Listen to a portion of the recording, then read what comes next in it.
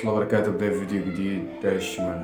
للأسف يا جدعان والله العظيم أنا ما كنت عايز أعمل الفيديو ده ولا عايز أعرف حد أصلا باللي حصل ده، لأن أنا والله صعبان عليا أوي نفسي. لو أنا أصلا يا جدعان أذيت حيوان يعني أنا كنت بحبه، مش فاهم إزاي دي عدت. يعني الحمد لله إن ربنا هداني وعديت الموضوع وكتاب اللي انا كنت زعلان قوي قوي قوي. انا يا جدعان والله العظيم غصب عني سميت الكلب بتاعي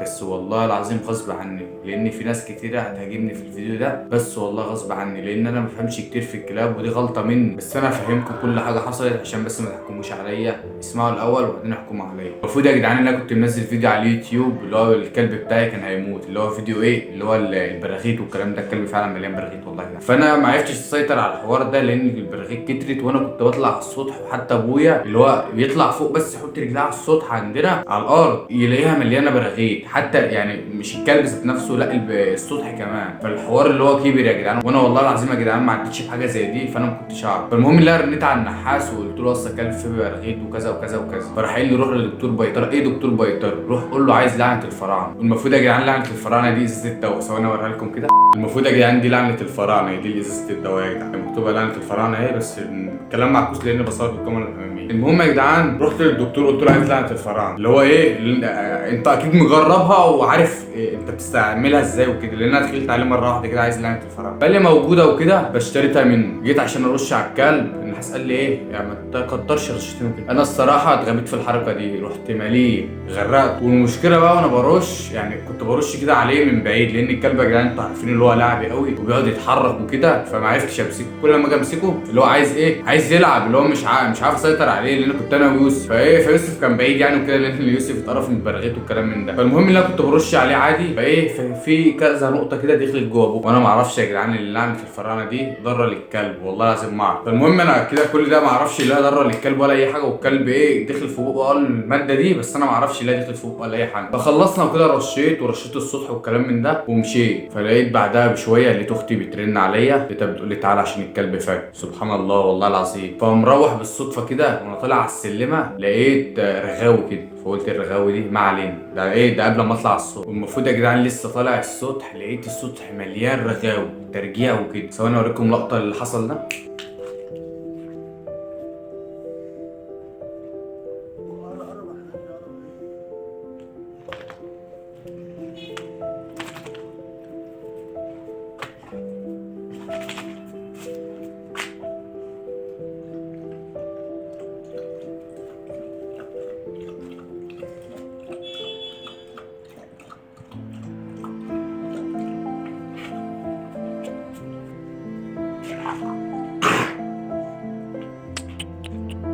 زي ما انتوا شفتوا كده يا جدعان، مش هحط لقطه كتيره من الفيديو ده لان الفيديو يعني مقرف وكده، فانا مش عايز اللي هو كتر. لكن كده هحط نغمشه برضه. اول ما شفناه كده يوسف قال لي يا اسطى انت غلطان لانك انت رشيت في بقه بتاع لعنه الفراعنه دي. فانا قلت له يوسف غصب عني انا ما اعرفش ايه. ابتدينا واقفين شويه لقيت الكلب عمال يرجع زي ما انتوا شايفين كده. المهم بقى رحت انا رن على الولد النحاس قال له كذا كذا، انا غصب عني وانا برش جبتها في بقه ومش عارف ايه. راح قايل لي ايه يا ابني ده عيل لو جت في البق والكلام من ده، لان انا كان عندي كلب وكنت برش عليه وما كانش يعني حتى كنت بحطه في بقه بس ما اللي هو ما حصلوش حاجه. البتاعه دي منتهيه الصلاحيه اللي هو الدواء ده. فانا قلت له ازاي يا ابني منتهيه الصلاحيه انا ما اعرفش. راح قايل لي طب بص هات ليمونه واقسمهم واعملها في بقه. فجيت اعملها انا ويوسف. الكلب بقى كان مجنون يا جدعان، الكلب بيتسمم من جواه وعمال يعض بقى انتوا فاهمين، عرفناش نسيطر عليه. فرحت رن على النحاس تاني قلت له مش عارف اعملها له كده. فقلت له تعالى ومش عارف ايه، قال لي انا في الشغل والكلام ده مش عارف اطلع لان انا لوحده قاعد في المحل وكده. وفعلا يا جدعان هو شغال في المحل بتاع موبايلات وكده. فالمهم اللي هو كان شغال لوحده اليوم ده. يوسف راح قال لي طب بص يا اسطى تعال نروح للدكتور تاني نحكي له على اللي حصل ونشوف هيقول لنا ايه. احنا واخدين بعضنا واخدين المكنه ورايحين للدكتور. فرحنا للدكتور قلنا له كذا كذا كذا،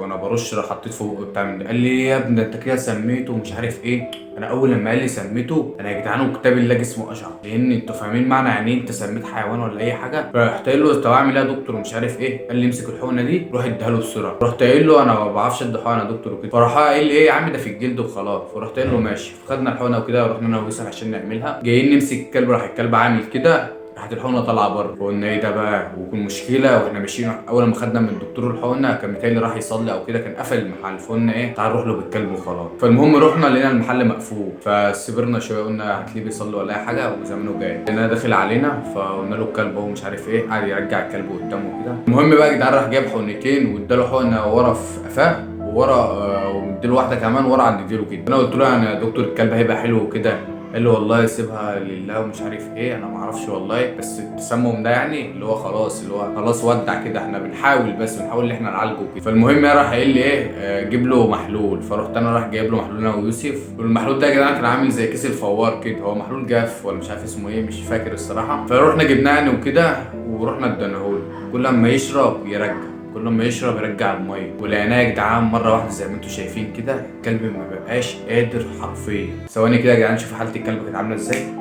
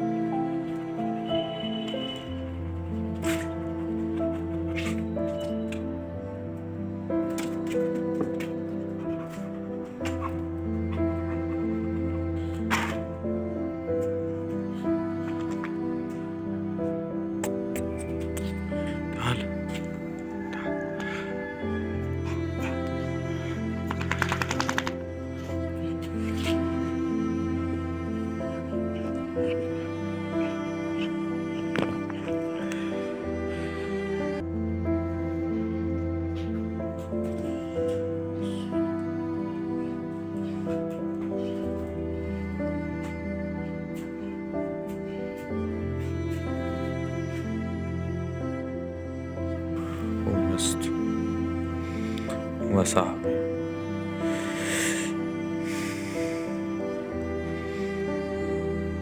انا يا جدعان وكتاب الله كنت بصور الفيديوهات دي وانا ببكي والله العظيم يا جدعان. كنت يعني اخويا كان واقف اللي هو مش عارف يعمل ايه، انا بقيت واقف كده اهو عمال اقول اللي انا عملته ده ومش عارف ايه، قعدت اكلم نفسي والله العظيم لان يا جدعان الحوار كبير فعلا، ان انت تسمي كلب انت بتحبه قوي وكده. راح اخويا قايل لي ايه يا عم ما تعيطش يا عم مش عارف ايه ما تخافش يعني ده ممكن تلاقي مفعول للحقنه وكده. وفعلا يا جدعان كان مفعول للحقنه، لان الكلب يا جدعان وكتاب الله كان بيمشي قدامي كده مش قادر اللي هو يمشي، كان كل شويه يمشي خطوه ولا يروح نايم اللي هو خلاص وعمال يرجع. انا شفت الكلب قلت خلاص ده هو كده بيودع بقى يعني خلاص. فايه فرحت يا جدعان حابس الكلب جوه في قلب الاوضه وحاطط له شويه ميه. الكلب يا جدعان لقيته عمال يعوص وينادي ينادي، فرحت طالع لقيته يا جدعان حاطط دماغه في قلب كرسي الحديد ولقيته عمال يزق رقبته. مش عارف بقى هو ايه الحركه دي الصراحه، يعني هو بيموت نفسه ولا ايه؟ ثواني اوريكم اللقطه.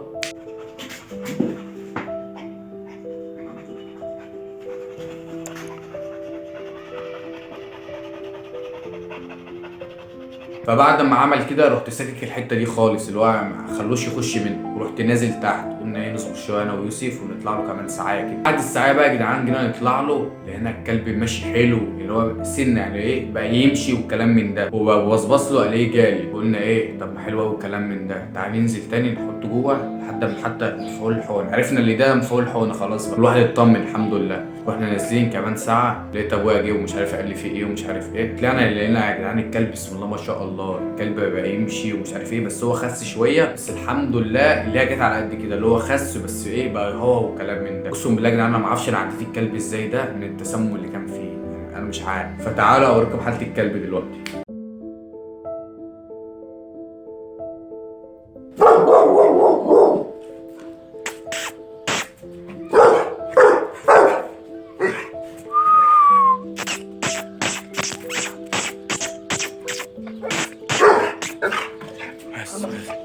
بس نسيت نسيت نسيت ايوه كده بس لا هشاوك. زي ما انتوا شفتوا دلوقتي يا جدعان اللي الكلب ما فيهوش اي حاجه والحمد لله عدى من التسمم ده على خير. المفروض بقى كده اطلع بعدها بيوم لقيت في براغيث برضك على الصوت، كان باقي شويه ايه من لعنه الفراعنه. رحت رششهم على الارض خلصتها خالص ورحت رايح لدكتور تاني وقلت له عايز ازازه دواء بس ما كنتش ضاره للكلب، فراح مديني دي يا جدعان. اللي هي بيتكس دي يا جدعان. قال لي رش على السطح وكده ورش على الكلب ده لو لحس فيها عادي. فرشيت على السطح وكلام من ده وكله تمام. وانا واقف ساعتها الصراحه ما شفتش ولا برغوت طلع عليا ولا الكلام من ده. فجيت بعدها بيوم برضو في نفس النظام. الكلب ما بقاش فيه حاجه لان انا فعلا غرقته يا جدعان بلعنه الفراعنه وكده. الكلب ما بقاش فيه اي حاجه بس السطح مليان. اجي اطلع الاقي البرغوت يا جدعان واقف على رجلي. فالمهم يعني ان انا خلصت الازازه دي كلها عليه وبرضه في نفس النظام. البراغيث مش راضيه تروح. مش عارف اعمل ايه بقى يا جدعان والله. يعني انا زي ما انتم شايفين يا جدعان جبت بص دمك ما حووش في البراغيث. مش عارف اعمل ايه تاني الصراحه. هو مش انا اللي عديته كل ده بعد شكر ربنا ثم بعد شكر انا ويوسف لان احنا اللي جرينا وتعبنا في اليوم ده. والله تعبنا قوي يا جدعان. بس الحمد لله يا جدعان عايز اطمنكم اللي الكلب بقى كويس. انا والله يا جدعان ما كنتش عايز اطلع احكي الحوار ده وكده بس قلت عشان انتوا طبعا متابعيني في الحلو وفي الوحش فلازم برضه كده انا احكي لكم كل حاجه بتحصل. وانتصروا يا جدعان فيديوهاتي انا وروكي الايام اللي جايه. وكده وصلنا نهايه الفيديو. متنسوش تعملوا لايك وسبسكرايب للقناه. سلام.